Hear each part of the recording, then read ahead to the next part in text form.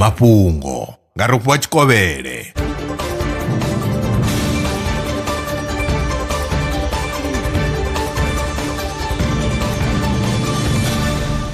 Lo kovhela ndi madekwana u khou tevhela mafhungo.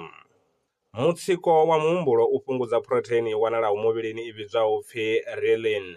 Ndi protein ine ya tamba tshipiḓa tshihulwane kha mutakalo wa maluvhi na tshivhindi. Vhorasaintsi vha ri u ṱhavhelwa iyo protein zwi nga fhungudza tsumbadwadze dza mutsiko wa muhumbulo wa goḓombelaho. Tsedzuluso yo gandiswaho kha Journal ya Chronic Stress yo rangwa phanḓa nga Yunivesithi ya Victoria kha ḽa Canada. U sa eḓela lwo linganaho zwi kwashekanya sele dza vhuluvhi. Izwi ndi u ya nga ngudo ntswa yo gandiswaho kha Journal ya Proceedings of the National Academy of Sciences.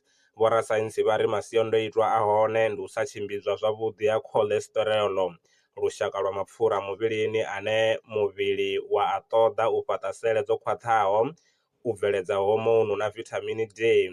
Tsedzuluso yo rangwa phanḓa nga Yunivesithi ya Camerino kha ḽa Italy. Mudetshelesi a re na mafhungo ane vha tama ri tshi a tevhelela vha nga ri founela kha 083 316 0190 kana 083 861 2263. Maṅwe mafhungo ndi vhavhuelana o tshifhingani tshiḓaho. Ndaa. Lwa miṅwaha I fhiraho fusumbe dzina ḽithihi fhedzi ndi ḽone ḽi bvaho phanḓa khou endedza vhadzulapo vha ḽa Afrika Tshipembe. Mulaudzi Transport Service ndi khamphani yavho ine ya vha endedza u ya na u vhuya mishumoni nyendo dza kule na tsini hu tshi katela na u welekanya mikano ya mashango a tsini na Afrika Tshipembe. Ri vha endedza vha swika hune vha khou ya vho tsireledzea. Arali vha tshi ṱoḓa u bva nga tshigwada u dzhenela vhuṱambo vhufhio na vhufhio kha vha ri fhulufhele ngauri ri ḓo vha swikisa nga tshifhinga. Vha nga ri kwama kha nomboro dzi tevhelaho 083 227 0606. Mulaudzi Transport Service. No place is too far to reach.